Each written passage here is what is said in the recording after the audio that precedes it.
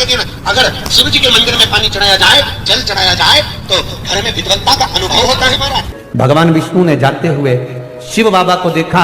शंकर भगवान से भगवान नारायण ने कहा आप कुछ कहेंगे नहीं? भगवान शंकर कहते हैं नारायण चिंता मत करो, बार के दिन अगर दाल चढ़ा कर जाएगा, चने की दाल को मंदिर के पीछे बैठकर ओम नमः शिवाय बोलकर जो नारायण को समर्पित करेगा, उसके मनवांछित फल को मैं 3 महीने में पूरा कर दूंगा, उसके मन की कामना को मैं 3 माह में पूर्ण कर दूंगा। आज भी नियम है, चने की दाल को लेकर जाते मंदिर के पीछे बैठकर चने की दाल को लेकर ओम नमः शिवाय का जाप करते हैं। 7 बार ओम नमः शिवाय बोलकर चने की दाल वापिस घूमकर भगवान विष्णु को समर्पित करी जाती है, तो 3 महीने में मनोकामना पूरी हो जाती है। उस चने की दाल का इतना प्रमाण है,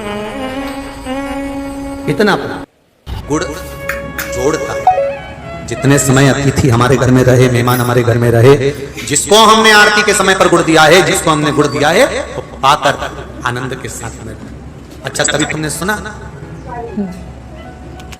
जो जिसके यहाँ पर गणेश जी नहीं होते शादी ब्याह में अगर गणेश जी नहीं मिलते तो क्या करते हैं, वो गुड़ का जो ढेला होता है ना, उसी को आधा तोड़कर गणेश जी बना के रख देते हैं और उसी आधे गुड़ के ढेले का भोग लगा देते हैं। गुड़ का ही गणेश और गुड़ ही खजाना। देखिए जरा भाव देखिए हमारे सनातन धर्म, भगवान को रिझाने का तरीका देखिए। अब कई लोग कहते हैं ये गुड़ से क्या होता है, ये मूंग से क्या होता है, ये धने से क्या होता है, चावल से क्या होता है, बेलपत्र से क्या होता है। अरे भाई, समर्पित करोगे पाओगे तो जानोगे ना। सावन के बार के दिन जिस लड़का और लड़की का विवाह नहीं हो रहा, बहुत हताश हो गए, परेशान हो गए, विवाह संबंध जमी नहीं रहा, किसी भी बुधवार के दिन तांबे के कलश में चने की दाल को भर लीजिए, किसी भी बुधवार, और तांबे के कलश में चने की दाल को भर लो, उसमें 2 गोल सुपारी रख लो, पूजन वाली सुपारी रख कर 2 सिक्के उसमें रख लो, पीले कपड़े से मुख बांध दो, उसका पूजन करो बुधवार के दिन भी, और गुरुवार के दिन उसका पूजन स्नान करने के बाद करना। पर घर में किसी से बात मत करना, मुख से शब्द मत बोलना, मुख झूठा मत करना। पूजन करने के बाद उल्टे हाथ पर कलश को रखकर सीधे हाथ से ढककर कोई ब्राह्मण के घर में जाकर साथ में किसी को ले जाओ, बिना बोले, बिना बात करे, बिना कहे, साथ जाकर ब्राह्मण का दरवाजा बजा दे, बात कर ले और में गया वो, पर तुम्हें नहीं बोलना है। और वो कलश ब्राह्मण के अपनी कामना कर कर वो कलश का दान दे दिया जाए। महाराज ज्यादा से ज्यादा 4 महीना 3 महीने के अंदर विवाह संबंध पक्का हो जाता है। विवाह संबंध, चने की दाल का दान कुछ सहज नहीं है। रहा है कि मैं दुखों से पीछा छूट ही नहीं रहा, तब उस जगह पर बेलपत्री के मध्य भाग में पीला चंदन, ये जो पत्ती है और ये 2 पत्ती हैं, ये बड़ी पत्ती और ये बीच की जो पत्ती है, इसके बीच में जो डंडी का भाग रहता है, जो बीच में डंडी का जो भाग है, बड़ी पत्ती और ये 2 छोटी पत्ती के मध्य में जो डंडी का भाग है, उस डंडी के भाग में पीला चंदन और एक अक्षत पीला। शंकर भगवान को प्रदोष के दिन आप अगर प्रदोष काल में समर्पित कर रहे हैं तो ये निश्चित है कि धीरे धीरे कर कर वो दुख समाप्त होगा, वो दुख कटेगा ही। विश्वनाथ को कुछ नहीं चाहिए, मेरे शंकर को चाहिए क्या? अगर आपके जीवन में ऐसा लगे कि बहुत बड़ी बीमारी आ गई और आपके घर का व्यक्ति वेंटिलेटर पर पड़ा हुआ है, तो शमी के वृक्ष के फूल ले आओ 7, और शमी के वृक्ष के 7 फूल लाकर एक एक फूल शंकर भगवान को श्री शिवाय नमस्तुभ्यम कहकर उस व्यक्ति के लिए जो पड़ा हुआ है, अंतिम सांस से गिन रहा है, जिसको अटैक आ गया, अंतिम सांसों में जो गिन रहा है, उसके नाम से भगवान शंकर पर चढ़ाना प्रारंभ कर दो। मात्र 7 पुष्प, उस शमी के वृक्ष के 7 पुष्प आप शिव को समर्पित करिए, उसका नाम और गोत्र बोलकर, और भगवान शंकर का मूल मंत्र श्री शिवाय, जम के बोलिए श्री शिवाय नमस्तुभ्यम बोलकर एक एक शमी का फूल शंकर पर चढ़ाना प्रारंभ कर दो। फिर आगे वो विश्वनाथ की मर्जी है, वो प्राण कैसे लेकर वापिस आता है, उस काल से छुड़ाकर महाकाल कैसे लाता है, ये वो जाने। आपका फर्ज केवल आप अदा करिए। ये 3 समय एक ऐसा समय है, मान लो सुबह यदि आपको समय ना मिले भगवान शंकर का गुणगान करने के लिए, मान लो दोपहर का समय ना मिले शंकर भगवान का गुणगान करने के लिए, तो शिव पुराण कहती है जब सूर्य डूब रहा हो, प्रदोष काल का जब समय हो, तब उस शंकर का गुणगान करो, तो सारी जिंदगी तुम्हें किसी के आगे हाथ नहीं फैलाना पड़ेगा। भगवान भोलेनाथ स्वयं तुम्हें उतना प्रबल वैभवपति बना। कितना सुंदर कहा है, जब जिंदगी बहुत संघर्ष में चल रही हो, बहुत दुख का जीवन चल रहा हो, बहुत कष्ट का जीवन चल रहा हो, बहुत कष्टमय जीवन चल रहा हो, तब शमी के 5 पत्ते, शमी के 5 पत्ते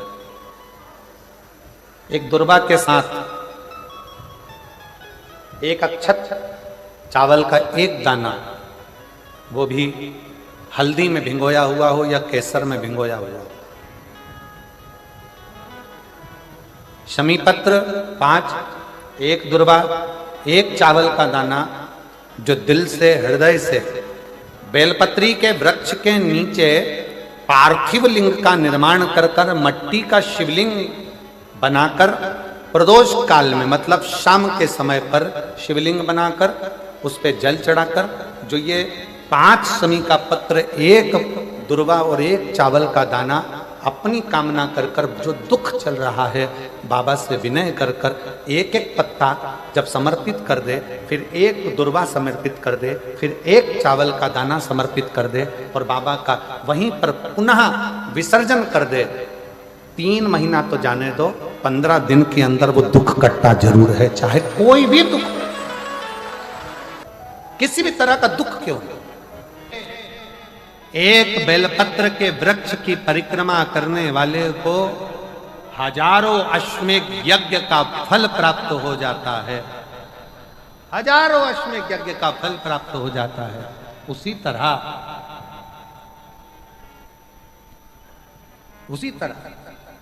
एक पार्थिव लिंग का निर्माण करने वाले को, मिट्टी का शिवलिंग का निर्माण कर कर पूजन करने वालों को 12 ज्योतिर्लिंग के शिवलिंग के दर्शन का पुण्य फल प्राप्त। जब श्री बद्रीनाथ भगवान विश्राम करते हैं, पट जब बंद होते हैं, तो मेरे नारायण के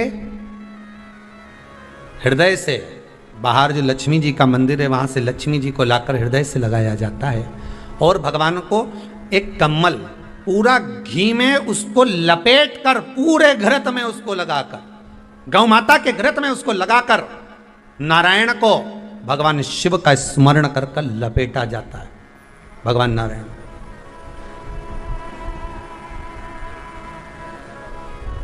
बद्रीनाथ बाबा के मंदिर में दिया घी से भर दिया जाता है, ताले लगा दिए जाते हैं, सब नीचे आ जाते हैं। जब अक्षय तृतीया के समय पर पट खोलते हैं, बाबा का कम्मल घृत से जुड़ा हुआ वैसा कि वैसे ही घृत भरा हुआ, घृत में स्थिरता है, घर में घृत के अंदर लक्ष्मी का भाव आ जाता है।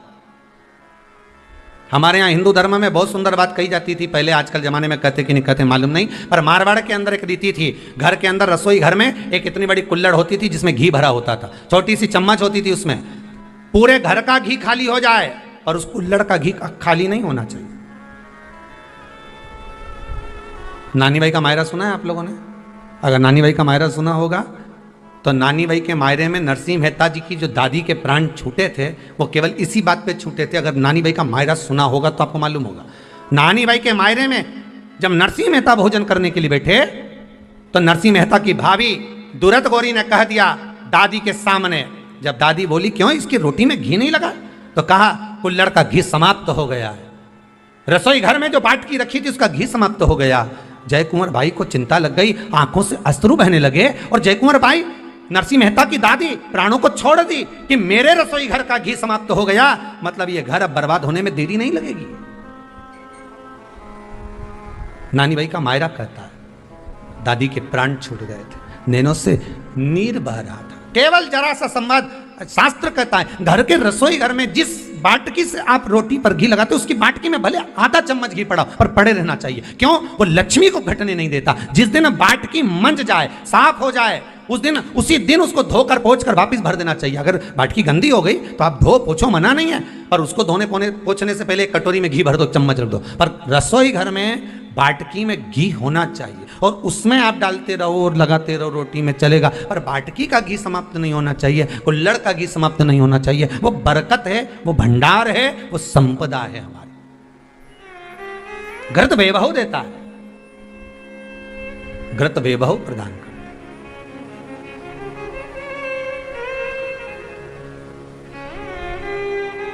घृत विभहुता देता है। कितना सुंदर कहा है। शंकर भगवान के शिवलिंग पर घृत चढ़ाने के बाद आपने दही चढ़ाया शिव जी को, ठीक है, आपने दूध चढ़ाया, जल चढ़ाया, दही चढ़ाया, शहद चढ़ाया, शक्कर चढ़ाई, मिष्ठान चढ़ाया, जो भी आप शिव जी को चढ़ा रहे हो उसमें से केवल एक पदार्थ, एक वस्तु, घी शंकर के शिवलिंग पर चढ़ाने के बाद में उसी शिवलिंग का घृत, जहां शिवलिंग रखा हुआ है, शिवलिंग जहां रखा रहता है उस कटी पर उस घृत से हस्त फेर देना चाहिए अपनी मनोकामना कर कर। जो अभिषेक आपने किया है वो अभिषेक का फल भगवान भोलेनाथ कुछ ही दिन में प्रदान कर देते हैं। मात्र उंगली फेर देने पर, घृत पात्र की उंगली, घृत का जो आप अभिषेक कर रहे हो, जल चढ़ा रहे हो, दूध चढ़ा रहे हो, आप पंचामृत सामग्री समर्पित कर रहे हो, आप दुनिया की सारी वस्तु भगवान को दे रहे हो, तो घी चढ़ाते समय जब घी चढ़ जाए, शंकर के शिवलिंग पर घी चढ़ गया, उसकी एक उंगली लेकर शिव मंदिर में जहां शंकर जी पिंडी पर बैठे हैं उस जलाधारी पर जो शिवलिंग रखा हुआ है उसके चारों तरफ उस घृत को लगा देना चाहिए अपनी कामना कर कर। महाराज शिव उसको स्वीकार करता है। क्यों? शंकर और पार्वती के मिलन स्थल माता पार्वती की गोद में भगवान शंकर का जो शिवलिंग स्वरूप विराजमान है, हस्त कमल के अंतर्गत जो भगवान विराजमान है, उसका फल चोगना मिल जाए। शक्तिपीठ नाम सुना है?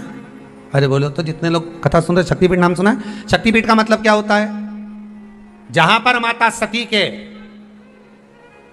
अंग के टुकड़े होकर गिर पड़े वो शक्तिपीठ के रूप में निर्मित हो गए। तो जितनी भी शक्तिपीठ होती है उन शक्तिपीठ में आप लड्डू चढ़ाएं, पेड़ा चढ़ाएं, वस्त्र चढ़ाएं, आभूषण चढ़ाएं, सोना चढ़ाएं, चांदी चढ़ाएं, मुद्रा चढ़ाएं, आपकी मर्जी पड़े करोड़ों रुपए चढ़ाएं, मना नहीं है। पर शक्तिपीठ का दर्शन करने जब जाएं तो कम से कम थोड़ा साथ में गाय का घृत, असली घी साथ में लेकर अवश्य जाएं। क्यों? शक्तिपीठ पर भी घी समर्पित करने से मनोकामना पूर्ण हो जाती है। आप आएंगे शक्तिपीठ का दर्शन करके और मनोकामना पूर्ण होना है। मात्र शक्तिपीठ आप चढ़ाएं, वस्तु ढेर चढ़ाएं, आप सोना चांदी अंबारियों में धन दौलत सब चढ़ाएं, पर साथ में आप चुनरी चढ़ा रहे हैं, साड़ी चढ़ाएं, घृत भी दीजिए, घृत भी प्रदान।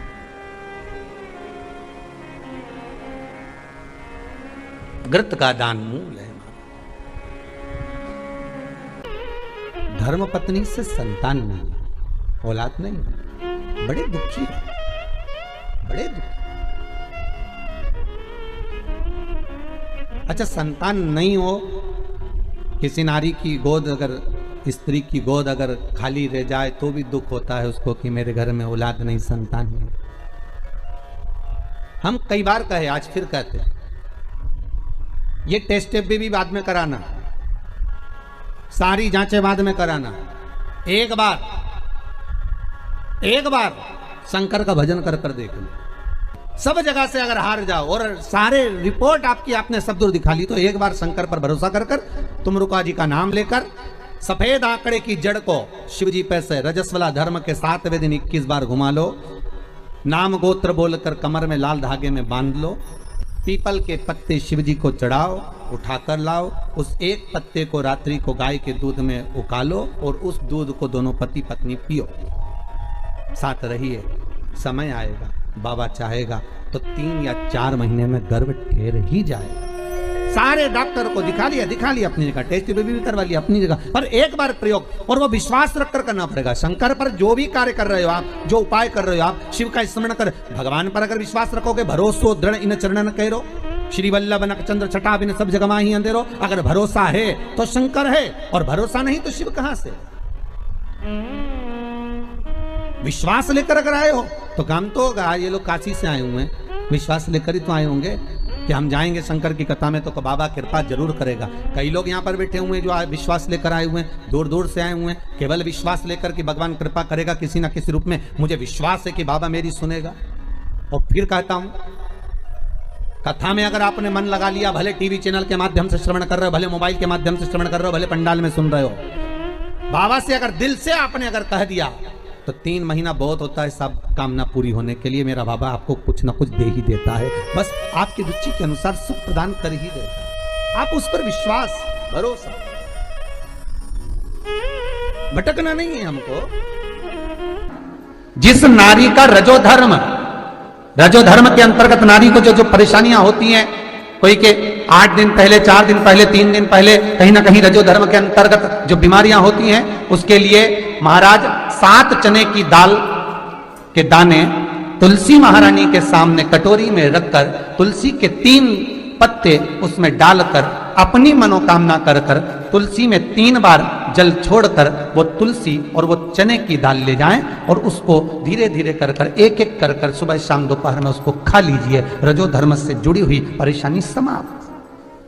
कुछ सहज नहीं है महाराज। चने की दाल को स्वर्ण दान का भी भाव कहा गया। हमारे हिंदू धर्म में चने की दाल को स्वर्ण दान भी करते हैं। जो व्यक्ति स्वर्ण दान नहीं कर पाता वो चने की दाल का दान कर देता है, तो स्वर्ण दान के बराबर मान्य महाराज। फिर निवेदन करा, चने की दाल का व्याख्यान वर्णन फिर किया गया। मान लो कोई प्लाट है, कोई प्रॉपर्टी है, कोई जमीन है, कोई जायदाद और नहीं बिक रही, बहुत परेशान हो गए, लाखों करोड़ों रुपए तुम्हारे डूब गए और ये प्रॉपर्टी बिके, तब तुम उबरो, तो उसके लिए चने की दाल को एक रात्रि पहले रविवार के दिन घर में गला लीजिए और उसको गलाकर दूसरे दिन उसमें थोड़ा सा चंदन मिलाकर पीस लीजिए। पर पीसना आपको मिक्सर में नहीं है, पीसना आपको सिलबट्टे पर, चकोटी पर जो आपके यहाँ उससे उसको पीस लीजिए। और पीसने के बाद उसमें थोड़ा सा दूध मिलाकर शिव मंदिर में जाकर शंकर भगवान के शिवलिंग का सोमवार के दिन लेपन करिए। लेपन कर कर अपनी कामना कर कर शिवलिंग पर 3 उंगलियां लगा लीजिए महाराज, अपनी कामना कर कर। जो 3 उंगलियां आपने लगाई है, उंगली हटाते समय चंदन के लेपन को जो लगाया आपने, चने की दाल का लेपन, स्वर्ण का लेपन, उसको हम कहते हैं स्वर्ण लेपन, उसको लेकर आ जाइए महाराज। उसको थोड़ा सा लेकर आ जाओ, एक किसी भी फूल में उसको लगाकर जो जमीन, जो प्रॉपर्टी, जो जगह बेचना है वहां पटक दीजिए महाराज। उसके ग्राहक आना चालू हो जाएंगे और वो प्रॉपर्टी शीघ्र बिक जाएगी। अपनी कामना के अनुसार बिकेगी कि कितने में आपको बेचना, अपने अनुसार। महाराज चने की दाल स्वर्ण दान के बराबर है। चने की दाल को सहज नहीं समझा जाता, गुरु भक्ति के लिए बहुत मूल है। माताएं कई बार पीले गुरुवार करती हैं या केले के पेड़ के नीचे पूजन करती है तो चने दाल समर्पित करती है। क्यों करती है? उसका भाव है स्वर्ण दान के बराबर, मनवांचित फल की प्राप्ति के लिए, मनोकामना के लिए। जिस जमीन में फसल कम होती हो, जिस जमीन में प्रॉपर्टी के अंतर्गत कहीं लाभ नहीं मिल रहा हो, जो कई लोग वो जमीन की दलाली का काम करते हैं ना, जमीन बेचवाते हैं, खरीदवाते हैं और कोई लाभ ही नहीं मिल रहा, कई दिनों निकाल दिए, साल निकाल दिए, कोई लाभ नहीं हुआ, तो निवेदन है शंकर भगवान के मंदिर में शिवलिंग पर 108 चने की दाल समर्पित करो।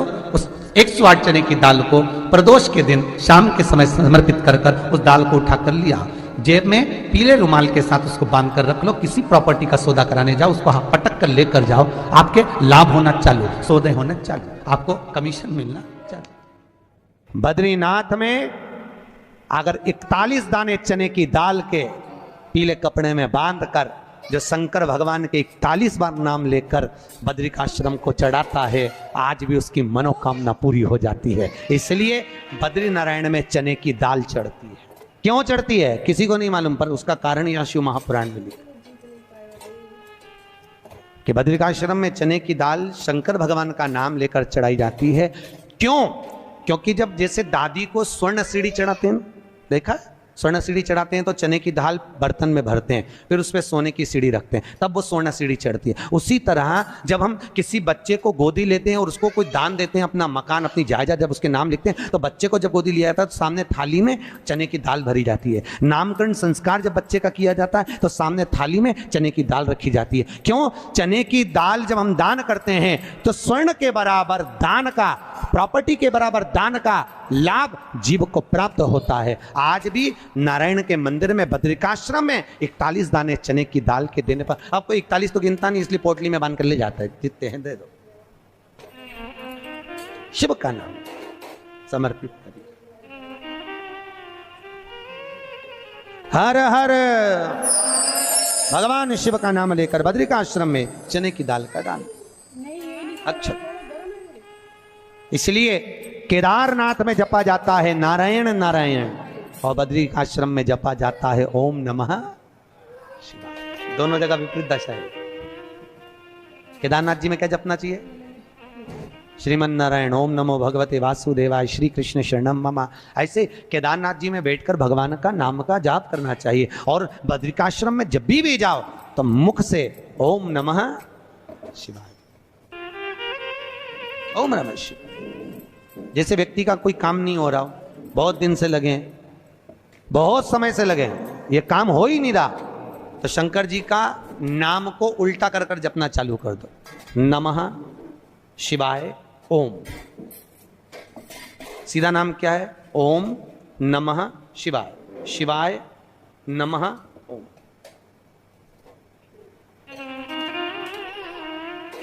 जब उल्टा नाम व्यक्ति जपना चालू कर देता है, जिस बच्चे के बच्ची का जिसका भी विवाह नहीं हो रहा हो, कोई काम नहीं हो रहा हो, कोई सीए की पढ़ाई कर रहा है और एग्जाम में निकल ही नहीं रहा, 3-3 4-4 बार बैठ गया, पास ही नहीं हो रहा, उस बच्चे को बोल दो बस सुबह उठते से ही शिवाय नमः ओम बोलना चालू कर दे, एक ही बार में सिया पास ले।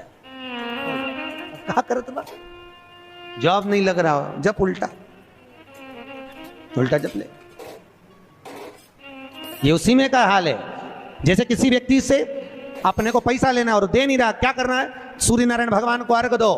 तो 21 दाने लाल मिर्ची के जो दाने होते हैं, देखें लाल मिर्ची के अंदर दाने होते हैं, उसके 21 दाने निकालकर पानी में डाल दो और पानी में डालकर उसी जल से सूर्य को अर्घ दे दो।